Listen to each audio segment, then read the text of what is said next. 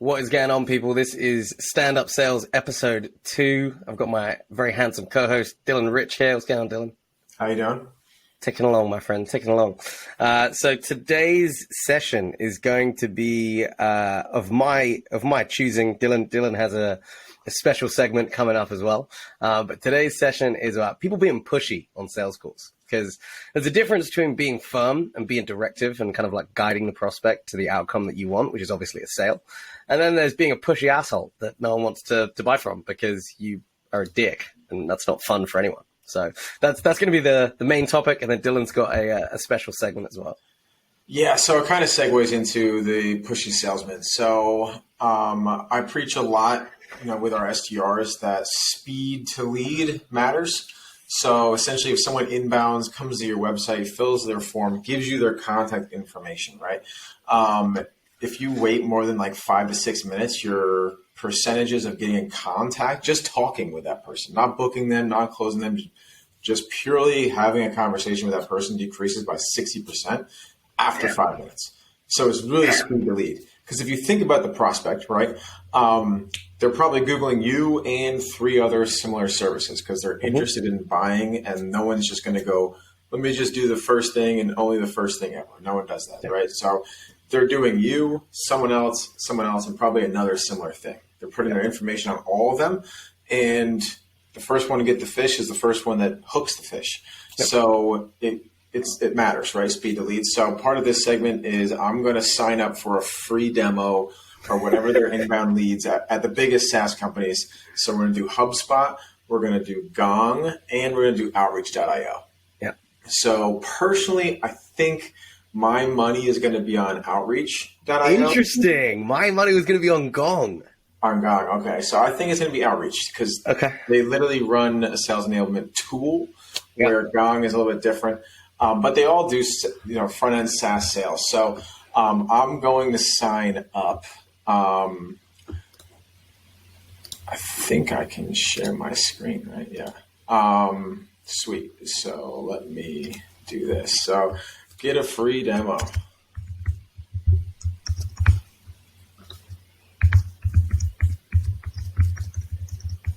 If you ever want to spam cold emails to anyone, Dylan at Automated Rev is your best bet.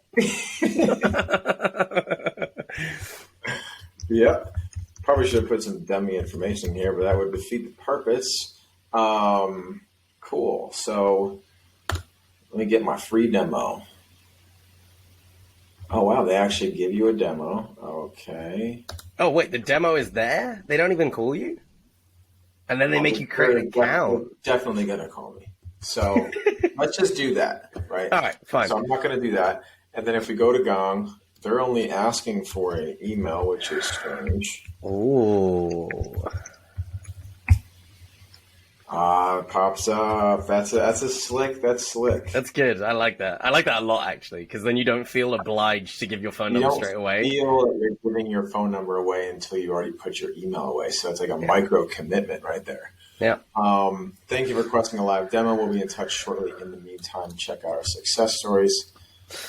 So this is interesting. Just from this page, right? Like, I would much rather that it gave me some little like teaser or something apart from how Zenefit's increased win rate using Gong. Like, that's not enough intrigue for me to click it. What is the medic sales process? This is gated? Oh, no, okay. I was going to say that's like, this is boring. Like, I don't care about that. And also, like, medic isn't the most interesting, like, sales methodology ever, so meh. And then a newsletter. Meh, boring. For a video would be perfect right here. 100%. Like the CEO of Gong could record a Loom saying, hey, thanks for requesting a demo of my company. Like, talk to you soon. Like that's it. 100%. All right, so Outreach, number 3. So Outreach is going to be at a disadvantage because they're literally the third person.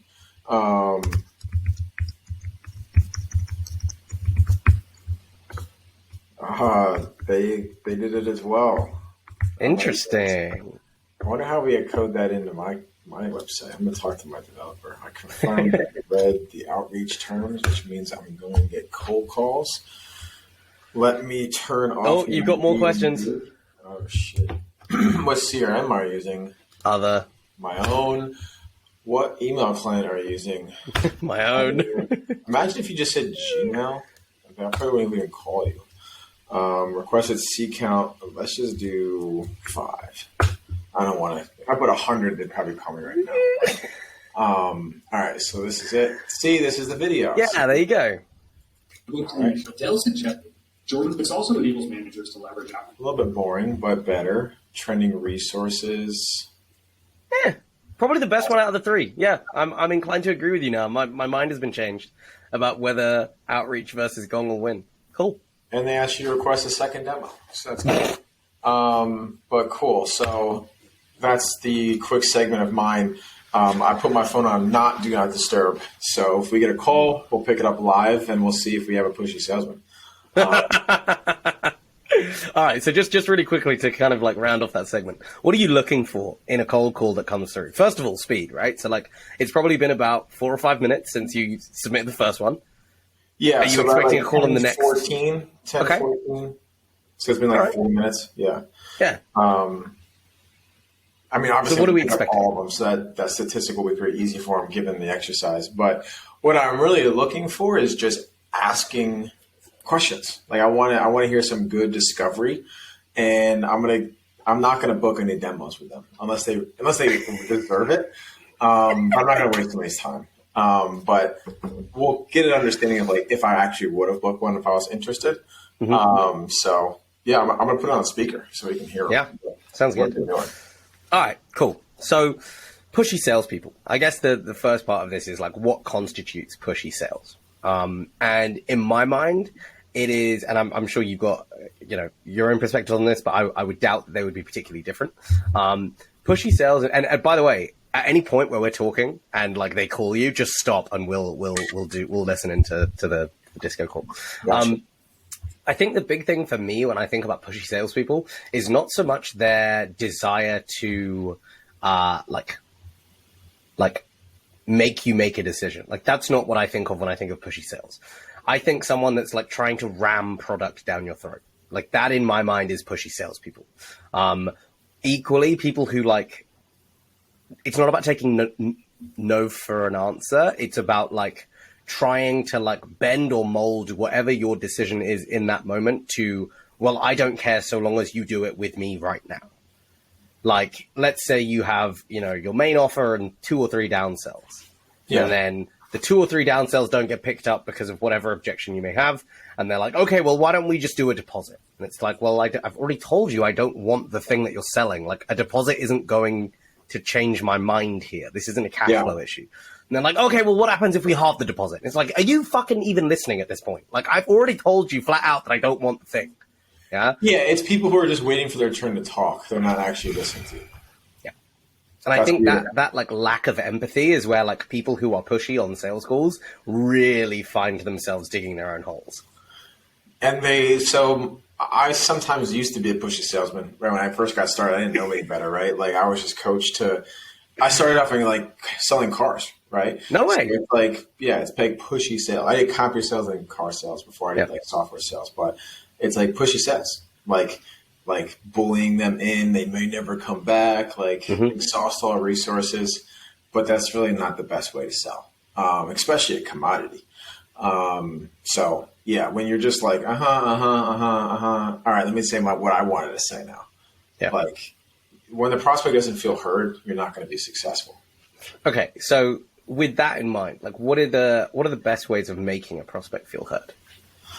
Like, I mean, mirroring is a great, like the easiest, probably most brain dead way of making someone feel heard is just repeating what they just said. Yep. It's wildly simple, mirroring someone. All right, great. So you just said X, Y, and Z. Great. All right. And then just like they hear their own words, right? I think that's important, especially from a psychology perspective. Yep. We've all seen the movie Inception, or if you haven't, turn this podcast off, go watch it. But when someone else's idea is of their own and not of yours, it is much easier for them to believe and to roll with. Yep. So using their own terminology, their own verbiage is a great hack. To make someone like, oh, this is a great idea because it's their idea. Agreed. And just a point on mirroring, right? And this is something that we teach as part of like the fundamentals of sales psych. That's kind of what we do at the agency. Mirroring by using their own words is like half the battle, right? So like, I think the big thing that we stress when we talk about mirrors, and this is straight out of Never Split the Difference, right? Chris Voss, through and through, right? I'm not going to shy away from telling you where I learned this shit, because otherwise, like, no one is going to believe that this came out of my brain, right? There is stuff that 100% has come out of my brain. But if I say this did, and then someone reads Chris Voss and goes, this fucking lied to me. No, like, I'm going to tell you where I learned it, right?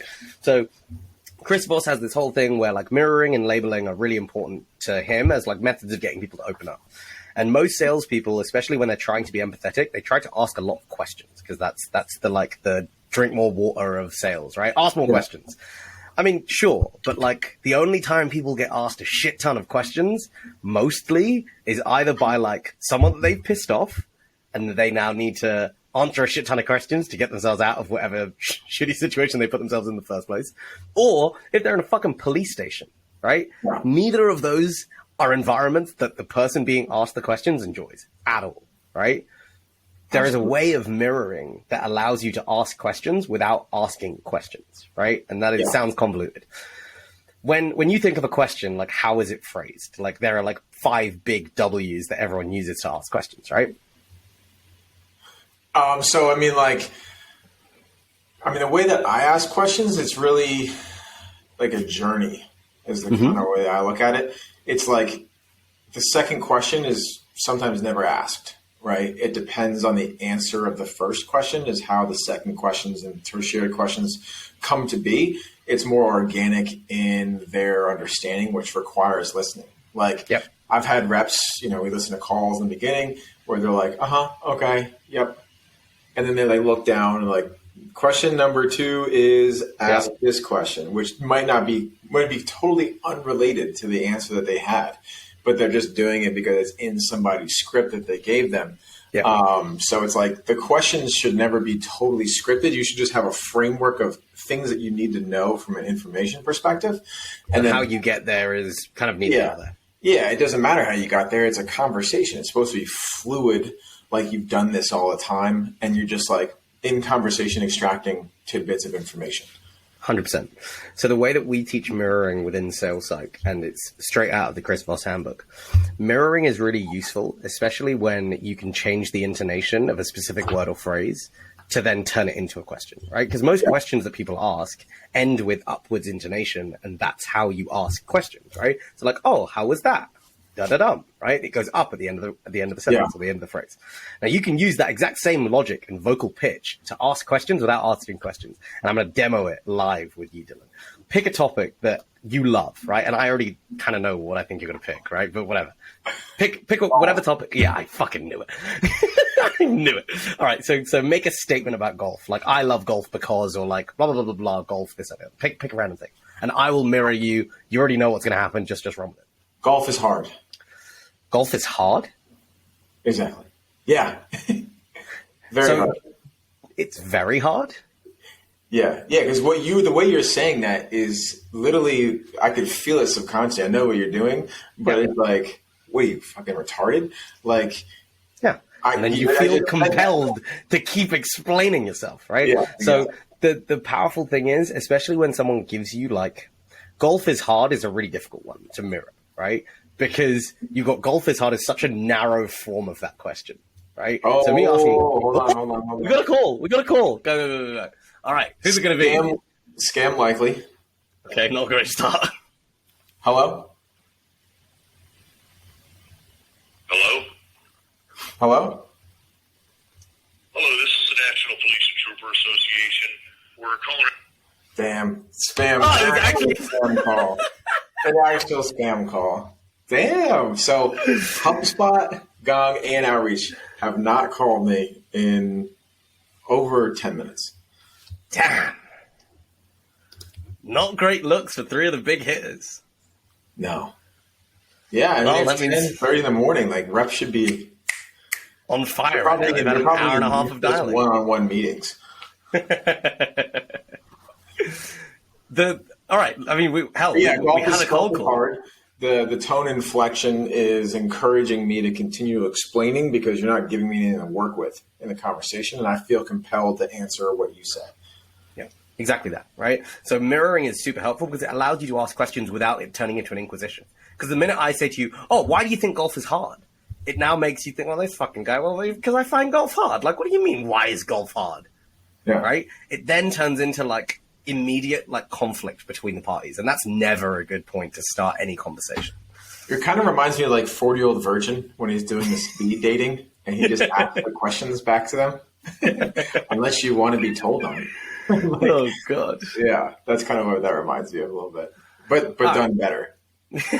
I'm glad. Marginally better. All right. So you said that you used to be in car sales, right? So like, what is when you think of you as a pushy salesperson, like what did that entail? And it may be that kind of resonates with people that are watching this because they might not think of themselves as pushy salespeople. So in your mind, when you were one, what was that? It was like exhausting every resource, regardless if it made sense to the conversation that we were having at that time. So like kind of what you said, like, what if we just do a deposit now?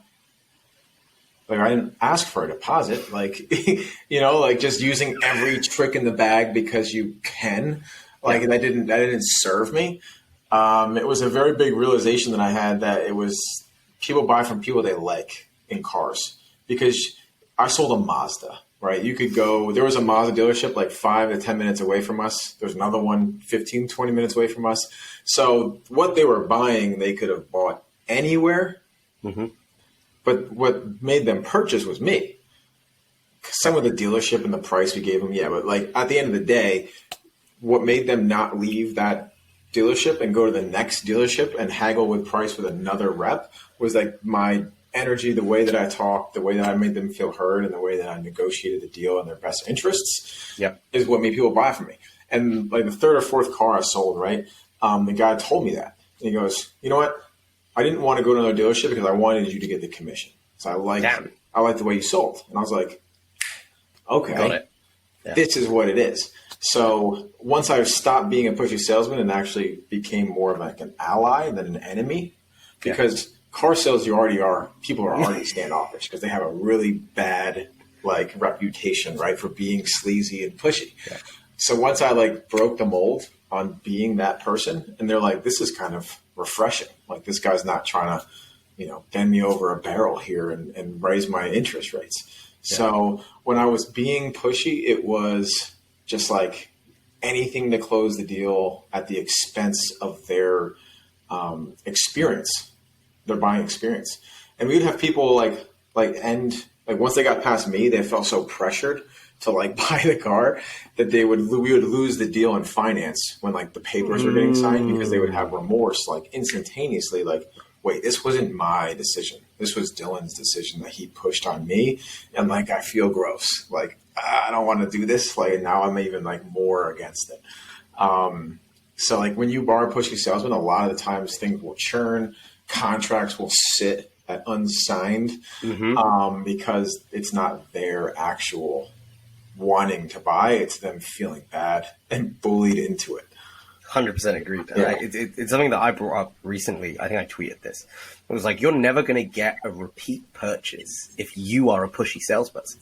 That person is going to think back to the experience of being sold and have hated it so much that they'll never buy again because it's that experience that their brain goes back to. And they're like, well, I'm not going to sit through this again. I already did it once and I'm in the position I am. Great. There's no future benefit that's going to be big enough to me to go through that whole process again. And as a business owner, like you have to make sure that that's not your salespeople because yes, that salesperson may be pushy, but at the end of the day, it's not John that they're pissed off at. It's your company business brand. Yeah, exactly that. Buy from. It's not like they inbound like, oh, thank God it's not John. I love this software though. Like, like it's your brand. So making sure that you're training your salespeople right and putting people in place that aren't using pushy tactics. Is going to help your brand recognition and your image. 100%. There is a study somewhere, and I can't remember who it was for the life of me. It was from some big demand gen agency. Basically showed that, like longitudinally, the biggest driver of like brand loyalty and brand value for the company itself is how enjoyable the prospect rated the sales process. The likelihood of like repeat business and renewal was infinitely higher if the prospect actually thought that the sales process was enjoyable.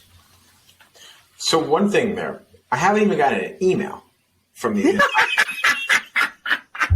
Is that what you were looking at? You were trying to find out whether anyone had contacted you at all? It's bothering me. I haven't even got an email. I feel neglected, honestly. I feel a little irritated, to be totally honest with you, as a fake buyer. Like they said, we're on it. We'll be in touch with you shortly. What is shortly? I haven't even gotten an email. That should be an automation. Opt-in with time delay. Yeah. Email. I should have been emailed. I should have even if it's an email saying, "Hey, all of our reps are super busy. Your information. We'll get to you in the next 24 hours." That I think would have done better than just like radio silence 15 minutes. I wonder if I reached out. So on the next week's call, I'm going to reach out to smaller SaaS companies. And see if they're more shit hot. Yeah, because I think they're more hard up. Like, Gong, I don't know if you've had a call with these big SaaS companies, but they're like, yeah, you kind of want to buy this, or like, I got like 9 other demos today. So, it kind of makes sense, right? Like that level of detachment is probably in part why they're closing so many deals, because they're like, listen, dude, if you don't buy, I have a call in half an hour and he's probably going to buy. So make your decision, yes or no. I don't give a fuck. Yeah, but it makes lazy salespeople, for sure. It does, because you're an order taker. That's all you are. I was talking to Sam Maralik today, who does like B2B sales placements, right? So like he's in Silicon Valley. All right. Hello? Spam. Hello?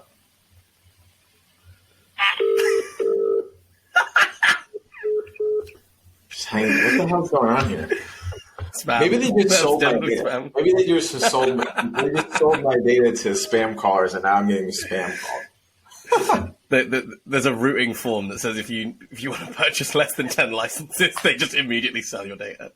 Immediately put on a pop. Yeah. But yeah, you're talking about Sam. Anyway. I actually have a partnership with Sam. So yeah.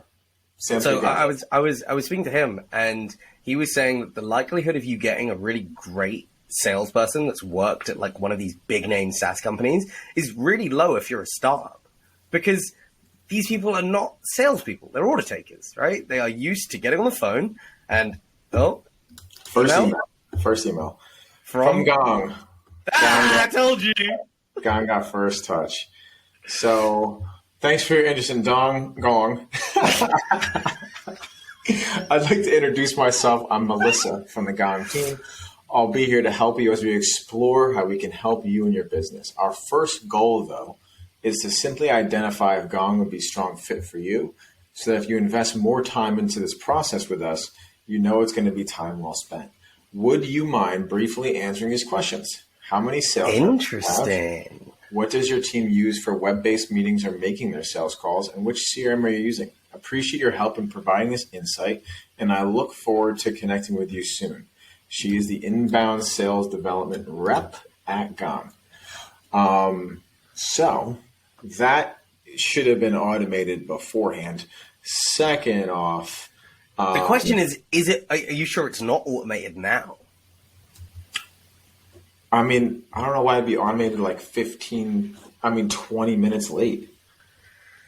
I'm pretty sure if I'm going to Google this. Gong time to respond to inbound lead. They probably have a blog post, literally. Respond in 5 minutes or less on the Gong.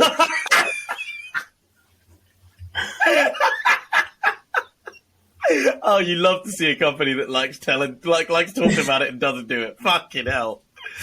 That is a nightmare. Just literally copy and paste that link and send it back to us. Be like, 5 minutes. You're 20 minutes late. What's going on here? I just hope that someone from Gong has found our podcast in our second episode and is like, fuck.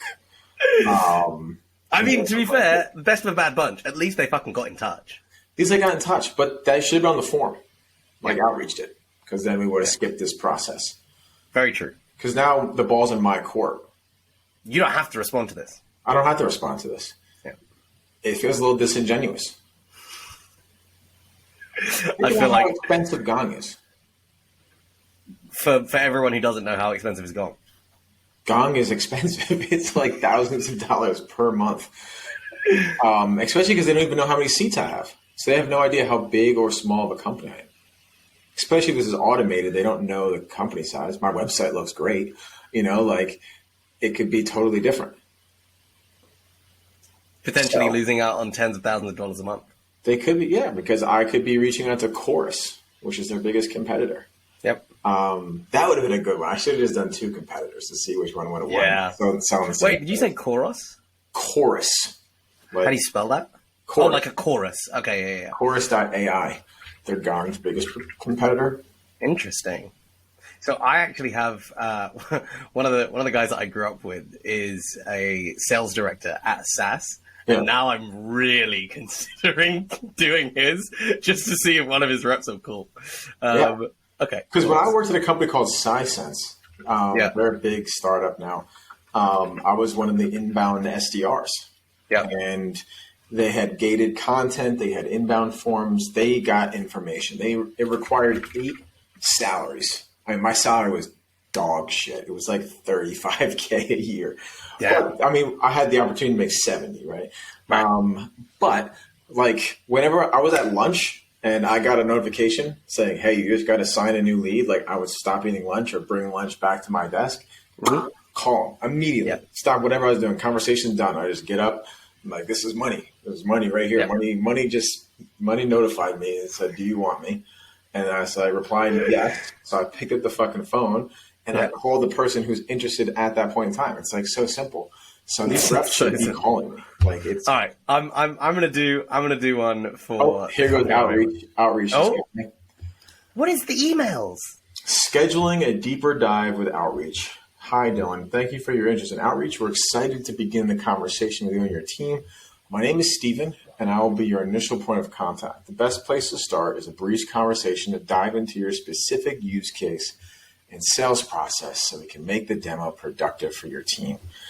We should only need about 5 minutes for the initial call. What's the best phone number to reach you at? How about the one that I already submitted to? That's the best number. SDR for outreach. Oh boy.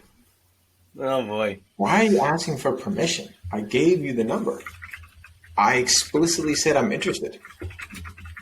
So people listening to this who are obviously smaller than these billion-dollar evaluated startup companies, right, with massive sales teams and massive budgets and venture capitalist backing.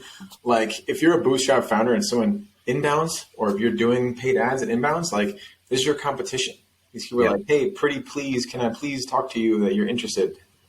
Like, call them immediately. Call them. All right. So I'm going to share this. So this is. I should just respond like, hey, sorry, I actually already booked a call with SalesLoft. You took too long, so I found a competitor. Sorry. Oh, Chorus. CH. Yes. Yeah. So this is the company. This is what I heard you say, and this is the company my buddy once said. Okay. So, which product or service would we like to learn more about? Go on. Which one, Dylan? Online communities, contact center solutions, social media management, customer experience analysis. What's the most expensive? Consulting. Probably consulting. Not sure is definitely not going to get called.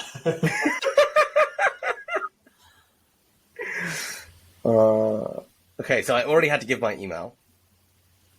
And it's broken. Well. Right, yeah, this inspect. Okay, right. It was just slow. Okay. Birds. Shut up. Which one of services? These are some ridiculous crisis management brand love. Yeah, I mean, this sounds like a rapper, brand love. Do you want to supplement your existing social media? I mean, I'm already bored of answering these questions. This needs to change. Like, there's too many things here. Like, I don't care about any of this stuff yet. What's the sweet spot? I think it's like 3 questions. 3 super easy questions. How many people do you have at your company? What software do you use? And here's 3 of the biggest softwares. And then, like, what is your title? Like, that should be as simple as possible. 100%. All right. Do you have this is a text box? Oh, no way. With a scroll. It's not required, though. It's not required. No. Do you have a timeline? Oh, that's an interesting question. Okay, under 3 months. Let's make it quick. All right, privacy policy. You got to do the top one. Do you want to supplement your existing social media team or want a Full service? We'll say full service. All right. Question down. So, I mean, there's two schools of thought. One is more questions, less leads, higher qualification. The second school is less questions, less qualification, more inbounds. Mm-hmm.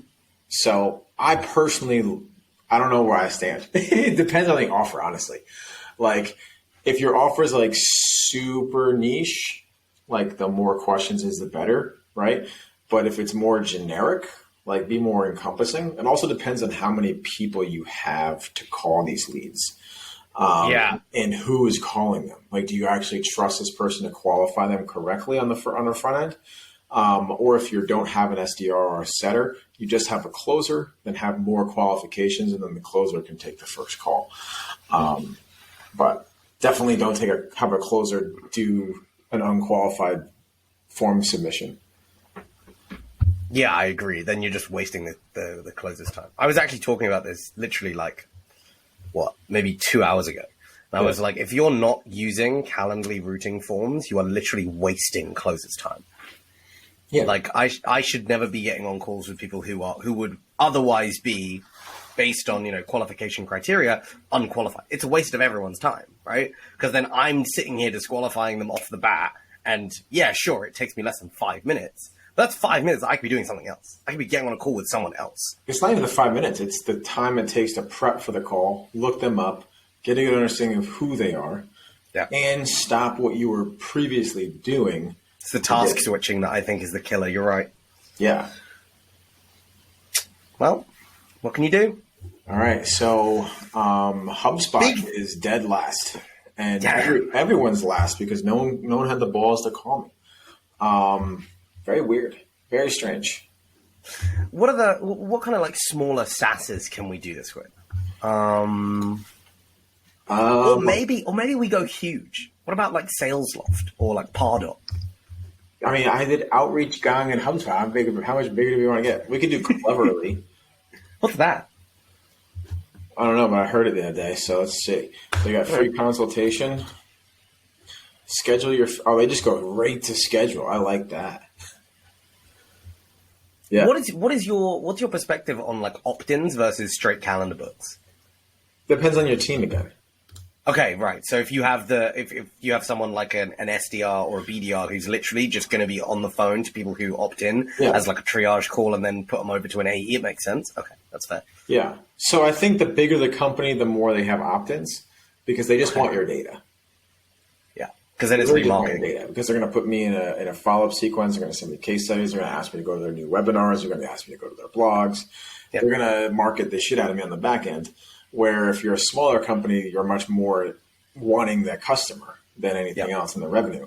So that Cleverly, Apollo has them at 32 employees, so not that big.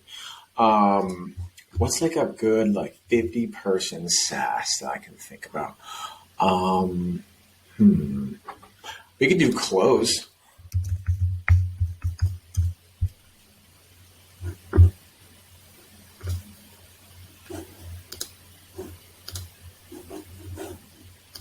Right?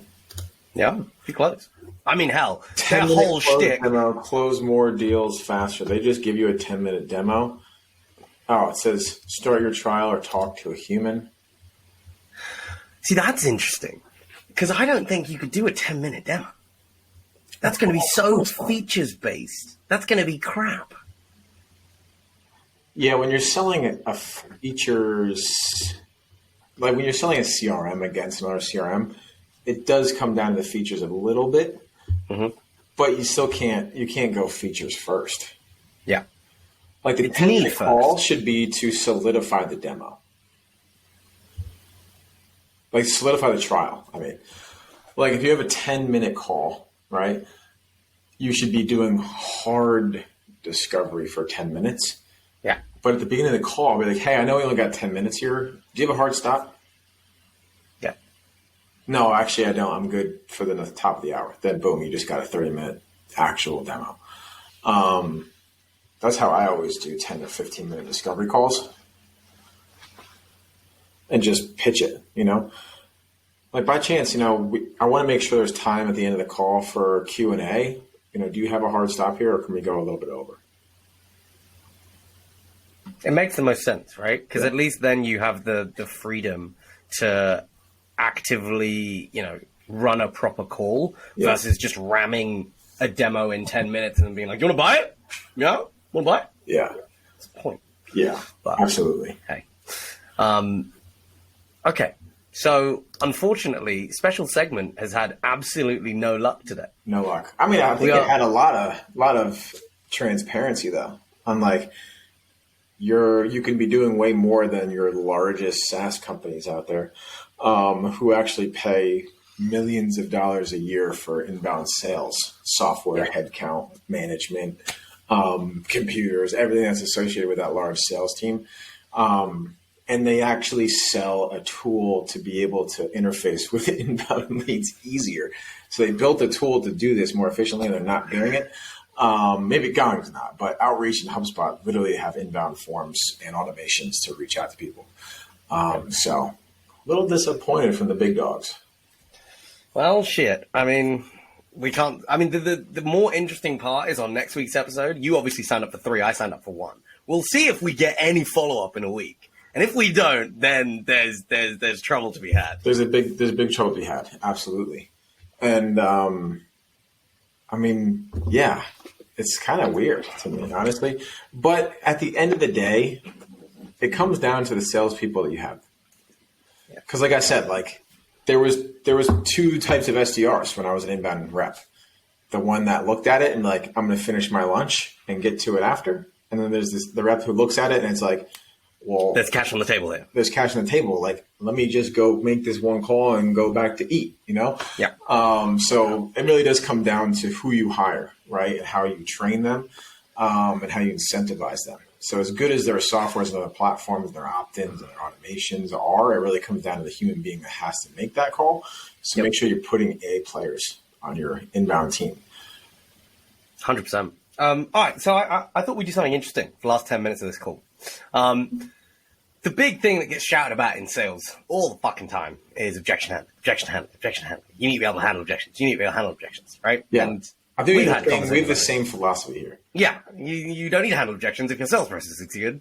And if you have lots of objections, it means your sales process sucks. So objectively, objection handling shouldn't really be a skill that you need to sit and dial in. However, is it clickbaity and are people going to watch it? Yeah, fucking hell they are. So what I'm suggesting for the last 10 minutes of stand-up sales every week is we just throw objections at each other for a mythical product or service and then just see how the other person handles it. Yeah. Why the fuck not, right? Well, you're a sales site guy, so let me test you on this call. You test me next call. All right. Sounds good. All right. So, you know what, David? I think let's hold off a week. I think we got to think about this. Okay. I know you said that you wanted to think about it. What's kind of going into this decision? Like, what specifically are you thinking about? I think I just need to, I'm like a gut guy and I really just need to think about it and sit with my gut and make a decision. But I'll definitely get back to you like tomorrow. Okay. So you need the overnight, right? Like you don't want to be pressured on the call. It's something that you want to go away, think about. And then tomorrow we'll have a yes, no decision. Yeah, I'm not an impulse person. Okay. You know, everything sounds good, but I just really want to sit with it and think on it. Okay. So, you go away, you sleep on it, you wake up tomorrow morning, it's a yes. Does that mean all good, we're moving? Or does that mean you want to have another call, you want to talk about some stuff, whatever questions you had overnight? Like, what's the deal in your mind? How do we move forward here? Yeah, so I think the answer is just going to come to me tomorrow, and then I'll let you know whether it's a yes or no. Okay. So in reality, right? Like it's probably the middle of your day now. You got 3 or 4 hours of work, and then you're going to, assumingly, take the rest of the evening off, go to sleep, wake up tomorrow, and then you'll have the answer, right? Is that how it's going to work in your mind? That's what I hope, yeah. Okay, so are you going to be thinking about work once you're done with work? Probably, yeah. Damn, sounds like work kind of always exists for you. It doesn't really go away. That's the nature of the job. Okay, so in the, let's say, 5-6 hours you got left for the rest of the day, how much of your time mentally are you going to spend thinking about this? Not as much as I probably should. Okay. So are we really thinking that you're going to come to a yes decision tomorrow if I just let you go and say, okay, well, you're going to make a decision? No, you're probably not going to think about it for the rest of the day. You're a busy guy. You got stuff to do. You're going to wake up tomorrow morning and go, I can't bother with the hassle of this. And then you're going to say no. So where are you right now? Because it sounds like you're ready to go. You just don't want to be pushed into a decision right now. Yeah, that's fair. Okay. So if I send you a contract today and we book a call for middle of the day tomorrow, right? And if I don't see the contract, we got on the call. If I do see the contract, no point in the call. How does that sound? That's fair, David. Then you get your time to think about it, and I get at least something in the diary to keep you going. That sounds fair on both ends. Gut instinct says you're going to cancel the call tomorrow because you'll have already signed it. Because if the only thing waiting around is time, and you know that you need the time to make the decision, cool, take your time. I'm not going to sit here and push you on the call, because it sounds like you're already sold. But if I don't see a contract, I'm going to cold call you. I'm going to email you, and then we're going to get on the call. Because something must have changed overnight where you're now no longer as sure. Is that fair? That's fair. Okay. Gut instinct, how was that? That was really good. Because you just continue to dig, right? And make me think about how ridiculous that is. I need more time. Why? Yeah, just being For what? positive. You know, like act kind of dumb. Like, Yeah. like, oh, really? Like, why do you need more time? But that was good breaking it down. And then the whole, if I send you over a contract, if I see it, we can cancel the call. If not, that's like super low friction from like someone who's really adamant about it.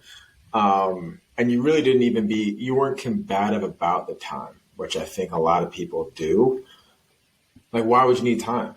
Because I fucking want it. That's why. Shut yeah. up. Right? And it just immediately, everyone just gets pissed off. And Yeah, like they at the get start, totally when I up. was just in like starting in sales, it was like, oh yeah, I'm probably going to think about it and come back like next week. You're like, why? Why can't you make a decision now? Because I don't want to. Like, and then you've backed yourself into a corner. Because at that point, they're now fighting against their desire to get their own way, and you're never going to win that fight. You're never going to win that fight ever. Yeah.